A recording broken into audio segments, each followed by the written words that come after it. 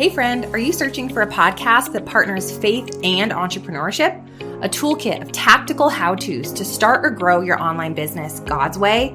Hop over and check out The Stephanie Gass Show, a top 0.5% podcast for women who are ready to create impact and income without sacrificing family or their faith. Listen in to over 500 episodes on biblical business training, clarity on your niche, podcasting, monetizing, and so much more. That's STEPHANIEGASS, The Stephanie Gass Show. I pray it blesses you. Good morning, my friend. Hope you're doing well. It is Saturday, third day of September 2022. I'm super excited because today is the real start of college football. Of course, we had some games last week. Nebraska managed to blow a big lead again and all of that, but we are excited about college football. Auburn's playing today. Montana's playing today. Our good friend Vince Genatone is playing for the University of Montana. I think he's going to redshirt this year, but he's starting off his college career, and we're super excited for Vince. And Alan, Kristen, and Madison are there to watch him and hang out with Vince a little bit as he starts his college football career. Listen, it's Self-Brain Surgery Saturday. This is a feature we're going to start up. We're going to focus Saturdays on just specific kind of operations that you can do, and we're going to get into the mechanics of how we change our minds so we can change our lives. So this is Self-Brain Surgery Saturday, and as an introduction to that, I'm going to give you back an old episode where I talked about the sort of basic 5 operations of self-brain surgery. This is a way throwback episode, but I think it'll be helpful, and we're going to start off by talking about self-brain surgery tip number 19. I did this series of 31 self-brain surgery tips on Twitter a while back, and I've been kind of dripping them out to you. And self-brain surgery tip number 19 is especially powerful. We're going to use that as an intro to get into the self-brain surgery operations and the mechanics of how we start this whole thing. And we're going to do self-brain surgery Saturdays, and that's going to be kind of an ongoing thing where Saturday we focus specifically on how do you do this one thing? How do you lobotomize a lousy attitude? How do you sever a sick synapse? How do you drain doubt and fill up faith? How do you replace ingratitude and fear and anxiety with gratitude and hope and peace? How do you do those things? And we're going to learn these little operations on Self-Brain Surgery Saturdays. So I hope that'll be fun for you. We're going to do Mind Change Mondays, or Mind Change on Mondays, rather. We're going to start specifically, how do you change your mind about this one particular thing? If you struggle with anxiety or fear, how do you change your mind about that? If you struggle with anger or resentment, or just being stuck in the past, or with a habit, or with a spending problem, or with a financial issue, how do you change your mind about that? And we're going to focus specific conversations and sometimes guests and experts on those topics for Mind Change Mondays. Okay, so we got 2 special episodes that'll be happening every week. Self-Brain Surgery Saturday and Mind Change Monday. We're going to have Tuesdays with Tata, and then we're going to have some other cool stuff sprinkled in through the week. But as we get closer to season 6, we're going to be kind of focusing in on these very specific things, because I'm leading you up to the book launch when Hope is the First Dose comes out. I want to have a group of folks who are really committed self-brain surgeons, and we're going to change our minds together. And around the time my new book comes out, I'm going to be offering you some opportunities to give me some feedback on how these things are helping you or not helping you. And we're going to really grow together and learn how we can find hope and fight through any situation in our lives by having a treatment plan and being willing to implement it, and mostly being unwilling to participate in our own demise. Now, in September, of course, I told you we're going to make 30 good decisions, and I hope you've already made 2 of them. I'd love to hear from you. Speakpipe.com/Dr. Lee Warren. If you've made a good decision already those 2 days, and if not, what good decision are you focusing on? What are you thinking about? Tomorrow, we're going to talk specifically about those big works that God calls us to in our lives, and sometimes those big works seem impossible to figure out, or how do we know we're onto something that God's calling us to, and it's not just our desire, our dream, or our willpower that's making us want to do something. How do we know it's from God? We're going to talk a little bit about that, inspired by my friend John Swanson. But today, hey, it's Self-Brain Surgery Saturday. We're going to get after it with Self-Brain Surgery tip number 19. Self-Brain Surgery tip number 19. There is almost nothing outside you that will help in any kind of lasting way unless you're waiting for a donor organ. Anne Lamott said that in Almost Everything. Listen to it again. There is almost nothing outside you that will help in any kind of lasting way unless you're waiting for a donor organ. Real help comes from within, from the Spirit of God inside us. See John 14:26-27. Listen, friend, the real change that will make a big difference in your life is not outside of you. It's true. The Spirit's inside you, and the way that you change your life is by changing your mind. Life's going to be hard. You can't wait for it. You can't say to yourself, I'll be happy when she does that. I'll be happy when this happens. I'll be happy when I get that thing or get that job or stop having this thing or quit getting cancer. I'll be happy then. You can't say that because you will never be happy if your happiness, peace of mind, joy, faith, hope, all those things are tied to external circumstances or the behavior of other people or the existence of other people. You can't tie your life to circumstance. I just wrote a whole book about that, about how people's ability to find their way through life and hold on to hope has to come from within. And it has to come from the relationship with the Lord, but also the way that they think. And learning how to change your mind is a superpower. So Anne Lamott nailed it on the head when she said in the book, almost everything. There's almost nothing outside you that will help in any kind of lasting way unless you're waiting for a donor organ. I'm going to play an old episode called The Neuroscience of Happiness. It goes through the 5 self-brain surgery operations that I came up with as a way to change, sort of think about in a fun way how you can actually go about the business of changing your mind. So I'm going to clip out the intro because we talked about being in Wyoming and some of the things that we were doing back then. And I'm just going to play the episode as is. Otherwise, and then I'll play a little music for you at the end from Tommy Walker and just give you something to think about today. But just change you can't change your life until you change your mind. You have to decide that it's your decision, that no matter what happens, you're going to be hopeful. You're going to hold on to your faith. You're going to believe that God will help you get through it because He's promised that He will. And it's true. And nothing outside you can change the truth of that, no matter what happens in your life. Friend, we love you. We're praying for you. Check wlee1md.com/newsletter if you're not connected to the newsletter, and wlee1md.com/prayer for all the things on the prayer wall if you want to connect and pray with and for people all around the world. It's a great community out there at wlee1md.com/prayer. There's almost nothing outside you that will help in any kind of lasting way. And I pray that you're not waiting for a donor organ. But if you are, we're praying for that too. And I just hope that you remember you can't change your life until you change your mind. And you have to start today. Hey, are you ready to change your life? If the answer is yes, there's only one rule. You have to change your mind first. And my friend, there's a place where the neuroscience of how your mind works smashes together with faith and everything starts to make sense. That place is called self-brain surgery. You can learn it, and it will help you become healthier, feel better, and be happier. And the good news is you can start today. Thanks, Lisa. Hey, so glad to have you listening today. I'm Dr. Lee Warren, and I live in Nebraska in the United States of America with my incredible wife, Lisa, my father-in-law, Tata, and the super pups, Harvey and Lewis. I'm a neurosurgeon and an author, and I'm here to help you harness neuroscience, the power of your brain, faith, the power of your spirit, and good old common sense to help you lead a healthier, better, happier life. Listen, friend, you can't change your life until you change your mind, and I'm here to help you learn the art of self-brain surgery. To get it done, you can get the show notes and more at drleewarren.podbean.com. That's drleewarren.podbean.com, and if you like the show, please subscribe so you never miss an episode, and tell your friends about it. If you tell 2 or 3 friends this podcast was helpful to you, imagine how much good we can all do around the world together. I'm Dr. Lee Warren, and I'm here to help you change your mind so you can change your life. Let's get after it. Monday, I'll be back in the operating room performing surgery to relieve pain and restore function for people, and I'll do my best job, and those folks will have a good chance at a better life because of their operations. But I've noticed something over the years, that surgery isn't enough to make people happy.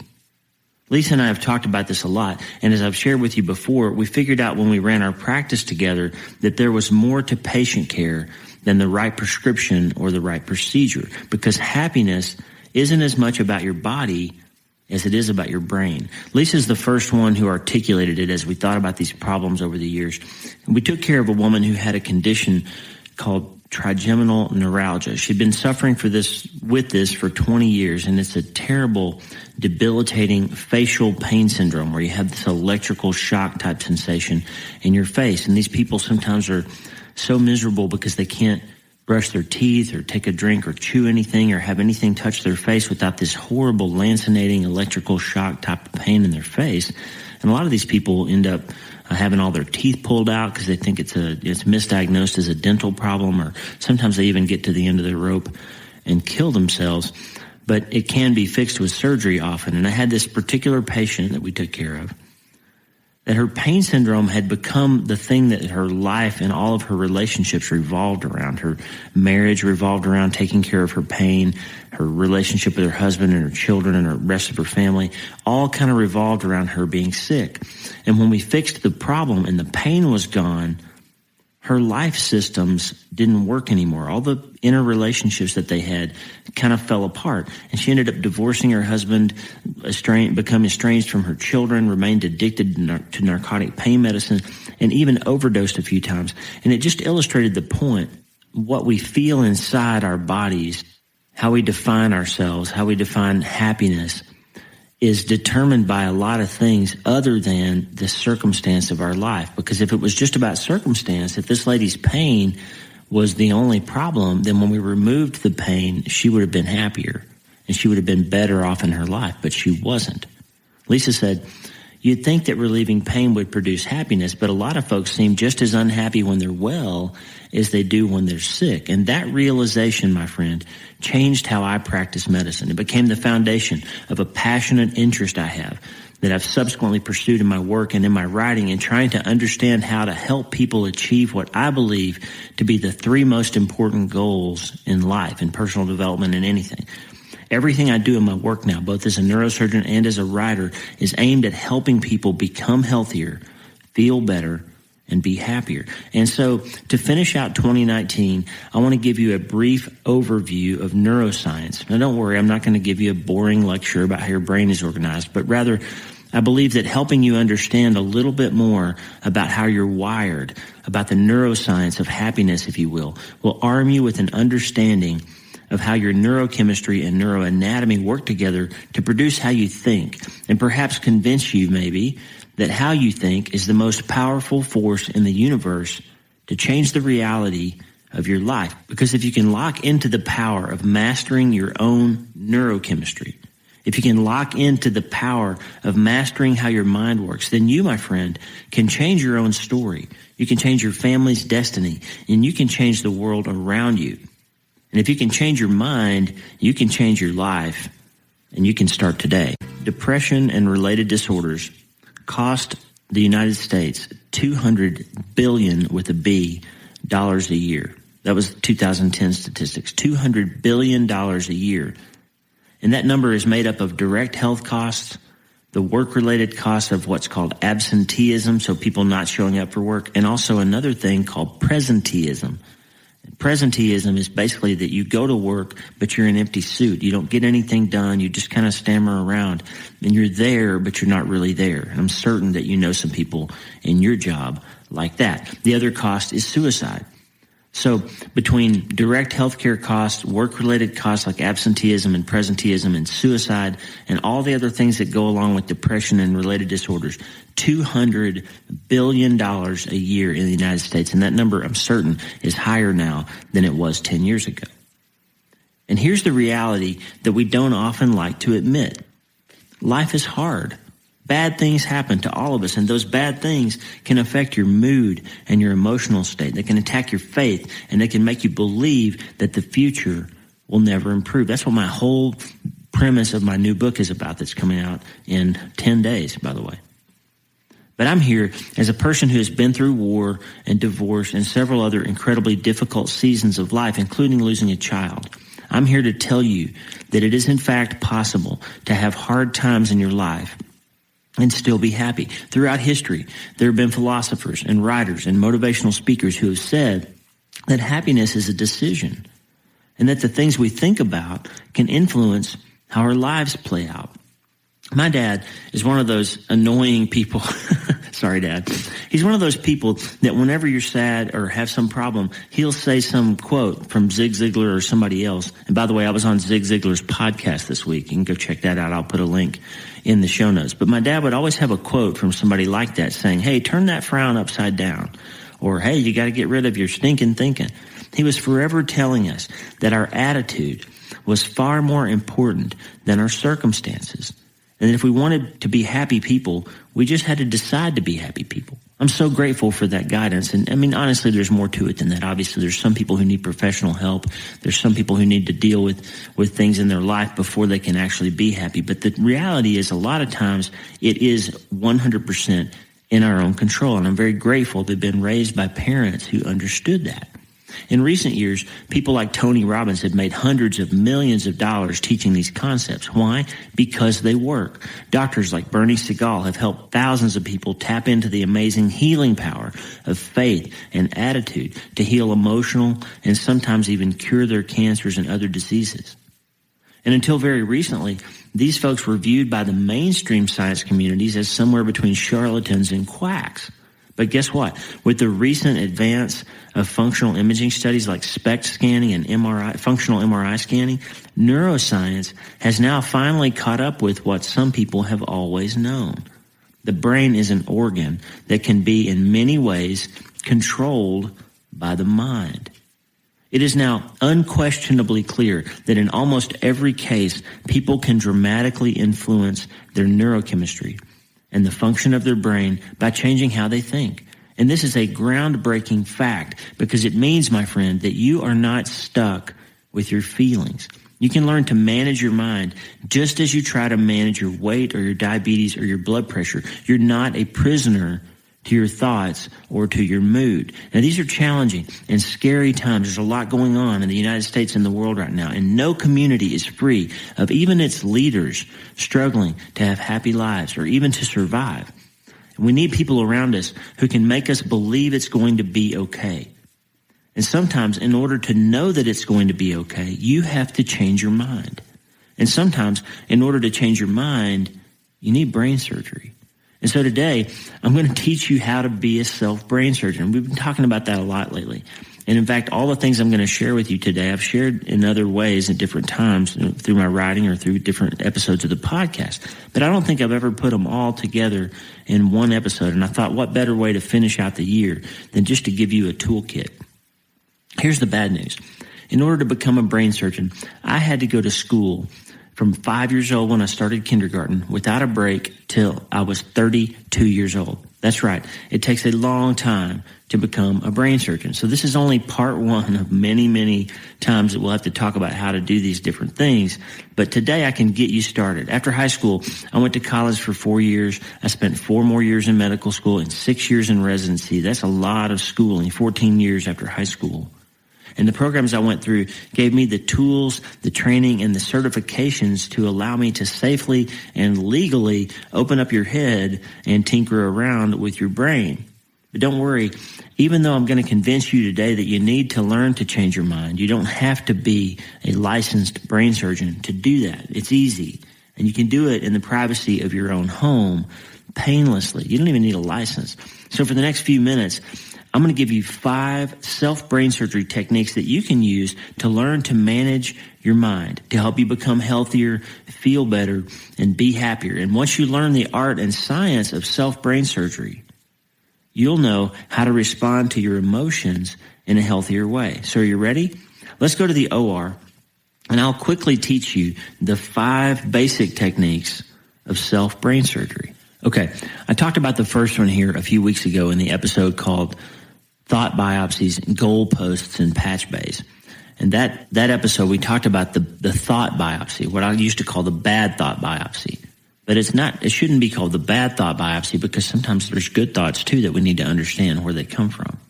When I look at an MRI, I can't know for sure what something is just from how it appears on the screen. I need data. I need tissue. It might be a malignant tumor that will kill my patient, but it could be scar tissue, an artifact, or an infection, and I have to find out before I take action to deal with that problem. And happy people learn that they can't just believe every thought that pops into their heads. Happy people learn to think about their thinking. Neuroscience has proven that negative connections are approximately 5 times more memorable than positive ones. That's why you can remember the one time your mom called you an idiot instead of the 1,000 times she said how smart you are. In fact, you can probably still remember where you were standing, what you were wearing, what was going on, what you could smell in the kitchen the day that she told you that you were an idiot. You remember? Maybe it wasn't specifically that, but there's some memory that you have that was negative that you can recall right now, and you can feel it all over again. Why? Because neuroscience wires those harmful things into us. That's because you don't want to have to touch a hot stove twice to know that you're not supposed to touch a hot stove. When you do it once and it burns you, your brain creates a synapse that produces a memory that you don't have to consciously think about anymore. But it takes a bunch of positive ones to create the same depth of connection. And so the first step in learning to manage our minds is to recognize that not every thought that pops into your head is valid or helpful or true or worthy of even a response emotionally or otherwise. When your brain says, I'm a loser, note that. Look at it rationally, grab it and look at it before you respond to it, and discern whether you're thinking about it from an emotional place that's colored by your big brother or your ex-spouse's name calling that was mean, or whether it's actually something real that you need to work on. Happy people have learned to think about their thoughts instead of just reacting to them. If you work all day tomorrow on thinking about every negative thought before you react to it, then by the end of the day, you'll be much more aware of the nature and frequency of harmful thinking in your brain. How often do we find ourselves far down a path of listening to worrisome thoughts without ever stopping to question if the thought itself was worthy of an emotional reaction? Everyone has negative thoughts. They're like ants that show up no matter how hard you try to keep things in your kitchen tidied up. My friend Daniel Amen calls these automatic negative thoughts, or ants, in his powerful book, Change Your Brain, Change Your Life. You should read it if you want to know more about how your thinking impacts your life. I consider it a required textbook for real life change. But by thinking about our thinking, we gain more discernment about when to actually engage certain lines of thought and when to discard them altogether. My friend Dr. Guy Winch calls this mental hygiene, learning how to clean up your thinking. But ants are tricky. They have a weird kind of weight to them that make them seem accurate and real. And like monsters under the bed to an 8-year-old, ants can be so scary that they can paralyze us and ruin our lives. But not to worry. The thought biopsy technique will set you free from reacting to every ant in your head. Next time a negative thought pops into your brain, biopsy it. Just put a pause in there. Grab that thought when your mind tells you, I'll never be able to do this. I want you to say out loud, wow, that was a really negative thought. I should rephrase that more positively. Here's an example. You may have a thought that pops into your head that says, I'm never going to be able to lose this weight. But you could respond to that by saying, wow, that was a really negative thought. The truth is that if I'm more careful today about my diet and my exercise choices, I'll make a little progress on my weight goal. And if I do that every day, I'll get there eventually. You see the difference? You take the thought and spin it around and two things happen. One, you see possibility where before you only saw defeat. And two, your brain's blood flow and chemistry changes. And guess what that does? Everything you think about for the rest of the day will start off a little healthier. So today, look for the ants and see what a little positive spinning does to them. Keep practicing, and soon you'll be saying this: I used to be a negative person, but my brain surgeon changed my mind. Okay, the second technique is something I call the lousy attitude lobotomy. Sometimes when you perform a bad thought biopsy, the result is that the negative thought is really just the result of a bad attitude.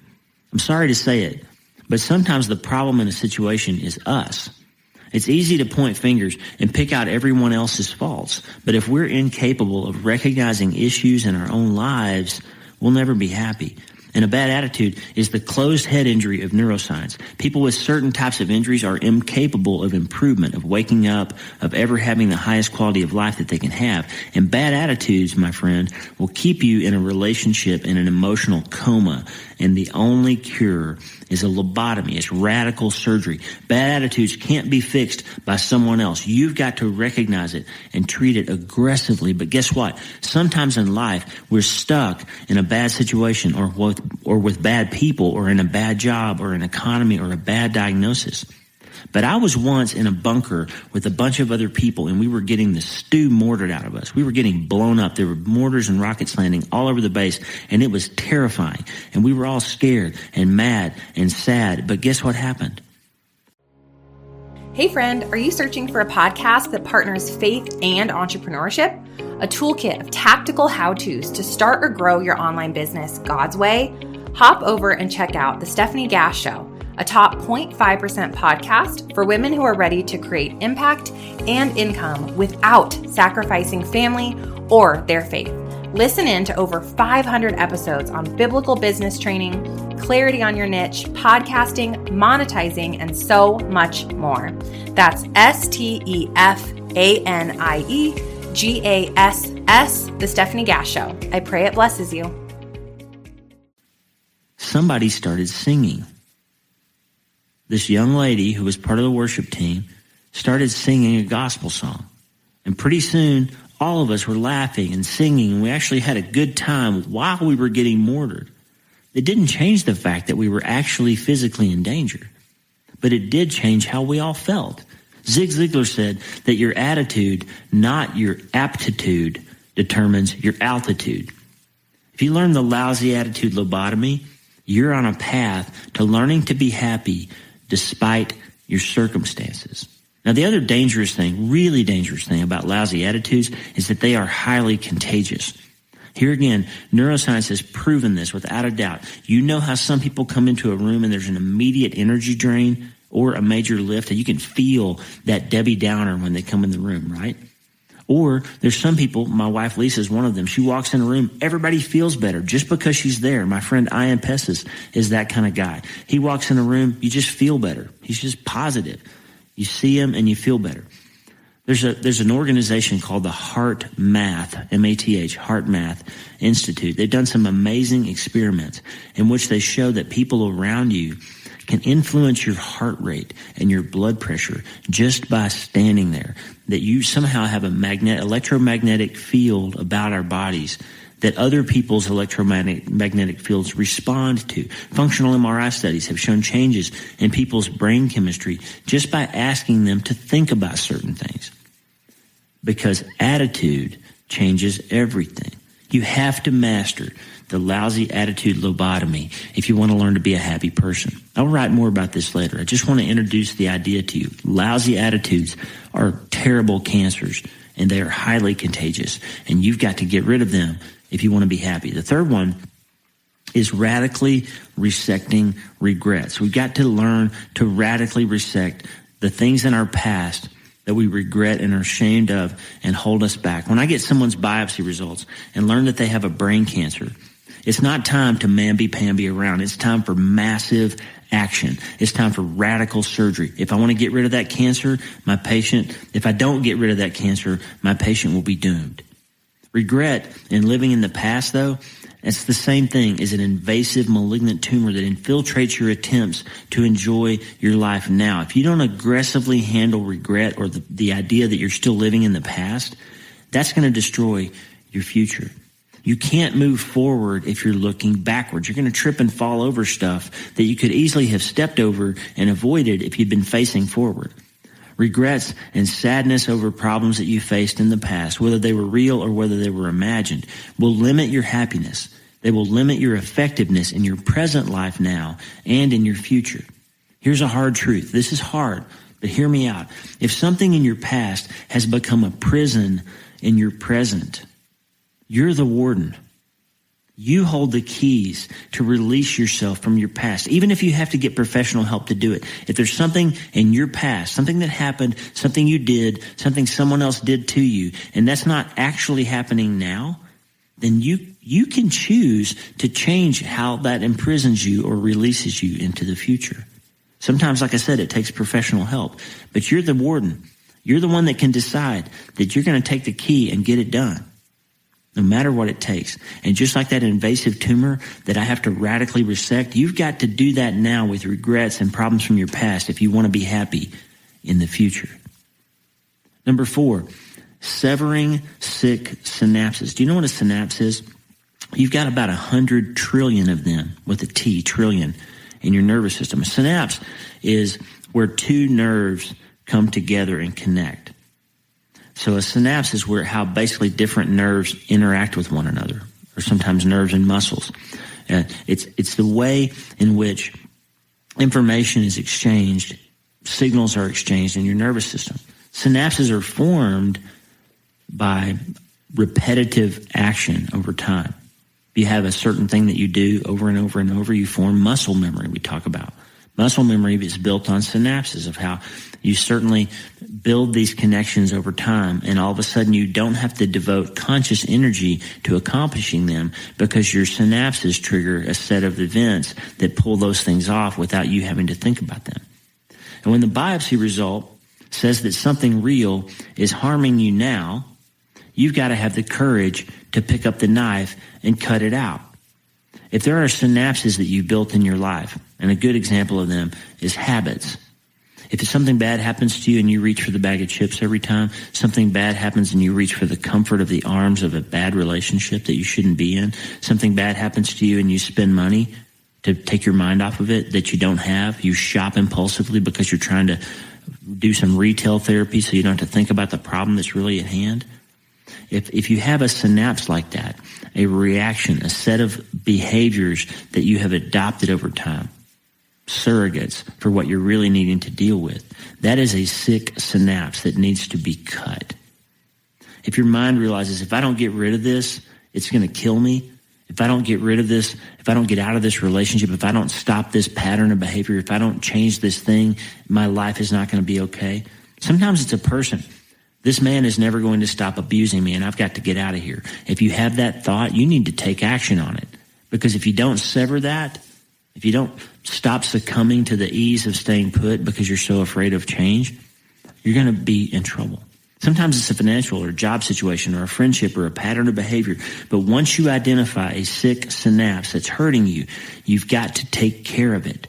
If you can't repair it, and sometimes the best answer is to repair it, but if you can't repair it, sever it, cut it out, get rid of that thing. If you don't, it will fester, it will invade further, and it will continue to ruin your happiness. The last one, number 5, drain your doubts and fill up your faith. Doubt is the abscess, the pus of neuroscience. When you're doubtful, when your faith is low, when you're convinced everything is falling apart, your neurochemistry is at its worst. Like I said before, when the world is dark and scary, we need someone around us to shine a light, to make us believe that it's going to be okay. And if you want to be happy, you have to learn to be able to do that for yourself sometimes. When your brain tells you that all is lost, you need to biopsy that thought, manage your mind, call on past experiences and situations in which you prevailed and things worked out, and then realize that you're still breathing. You're still moving, and therefore, you've still got a chance. Things are not usually, in fact, they're rarely as bad as they seem, and that's why we need to have faith. If I leave pus somewhere, if I don't aggressively drain an abscess, the brain becomes very inflamed and swollen, and it can't work right. People develop something called cerebritis, and it looks like they're having a stroke, all because of a little infection that we should have gotten rid of. Doubt and fear work the same way. Even if things are bad, and sometimes they are, you have to will yourself to believe that it will still be okay, that you have to decide that your okay is not tied to the circumstance you're in, because the bombs aren't always going to stop falling. The bombs won't always quit, but you can still start singing in the midst of it and learn how to work your brain out of it. There's a song by Matt Redman called Songs in the Night, and one of the lines I think is so powerful is, when I am in the storm is not in me. You don't have to let the storm be inside you. If you want to be happy, you have to get rid of doubt and fear. You have to have faith. Now, I'm not saying you have to be religious, although I firmly believe it helps to believe in someone bigger and more powerful than I am. But having faith that you'll find a way, or that the way will find you, will keep doubt from destroying your life and your productivity. Now, please remember, always remember, if you're having serious emotional trouble, if you're having racing thoughts, anxiety, depression, those things that are not responding to self-management, you need to see a physician. Get professional help. Sometimes you need medical help. Don't substitute my advice for that of a doctor. I'm a doctor, but I'm not your doctor in this. If you're struggling, go see somebody, because sometimes you do need help. But these 5 self-brain surgery techniques that I've given you today, they can be helpful to you. And if you use them in your quest to make your world better, the whole world will be a better place. Now, here's a few last thoughts for you. So we finish out this year, I'm so glad we've reconnected on this podcast, and I'm so glad that my book is finally coming out because I really think it's going to help you. Here's a few last thoughts as we finish out 2019. Number one, past losses or problems can teach us, but they cannot define us. Where you've been, my friend, is not who you are. 2, massive change requires massive action. It doesn't just happen. Emotion follows motion. You don't change your world without changing your mind first, and you can't wait around to feel like it. You have to just do it, and then you'll feel better. Because number 3, if you want to feel better, you have to do better. It's self-explanatory. Just take a quick walk through the history of how following your emotions has helped your life. I'm listening. Probably hasn't. Think about all those times you blew up on somebody, or you cried all day in your room, or you quit a job because you were mad, or you hung up on your wife, or spent a month mad at your sister because of something you're pretty sure she meant when she actually said something she immediately tried to clarify. In the end, how did those emotionally driven decisions actually make your life better? I bet they didn't. I would submit to you then that if you want your days to feel better, perhaps reassess the notion that you're being smart when you act on your emotions instead of responding to them intellectually. Number 4, peace is achievable in your heart in spite of the circumstances going on around you. If you want emotional and mental peace, you can't get there by chasing your feelings and your thoughts. You've got to manage your mind. You've got to do self-brain surgery. And number 5, the time to start is today. You start today. We're at the end of a year. It's time to put this stuff to bed and be ready for next year. You can't change yesterday, and you can't control tomorrow. But my friend, you can decide that today you will live with a better managed mind. You will not allow yourself to be battered and bruised by the automatic negative thoughts you're bound to have. Make a decision that you won't react emotionally. Not today. Not anymore. You will think about your thoughts. You will respond intellectually, and you will learn to be a self-brain surgeon. And you'll start today because feelings are lousy decision makers. If you want to be happier and wiser in 2020, learn to respond and not to react. If you want to be healthier, feel better, and be happier, you have to learn to manage your mind. If you want to be a self-brain surgeon, you got to learn these techniques. You have the power, my friend, to change your thinking. You have the power to change your brain chemistry, and you have the power to change your life and your future. And that'll filter into your relationships. It'll filter down to your kids and your grandkids, and it'll lead to better things for the future generations of your family. So for today, take these 5 tools, these 5 instruments, these 5 techniques of self-brain surgery, and please use them to help you change your mind. Because that, my friend, is how you change your life. But guess what? You have to start today. Hey, thanks for listening. The Dr. Lee Warren podcast is listener supported. Check out patron.podbean.com/Dr. Lee Warren. That's patron.podbean.com/Dr. Lee Warren. Patrons and partners get free books, transcripts, special patron-only episodes, and more. And partners like you allow us to stay ad-free and keep growing. Please subscribe to the show so you automatically get every episode. And if you like the show, you'll love my weekly letter. Check out my writing at drleewarren.substack.com, drleewarren.substack.com. Get the free newsletter every week for my best prescriptions for becoming healthier, feeling better, and being happier through the power of faith and neuroscience smashing together via self-brain surgery. drleewarren.substack.com. And if you need prayer, go to the prayer wall at wleewarrenmd.com/prayer. The theme music for the show is Make Us One by Tommy Walker, graciously provided for free by the great folks over at TommyWalkerMinistries.org. Check it out and consider supporting them. TommyWalkerMinistries.org. Remember, you can't change your life until you change your mind. And the good news is you can start today. I'm Dr. Lee Warren. I'll talk to you soon. God bless you, friend. Have a great day.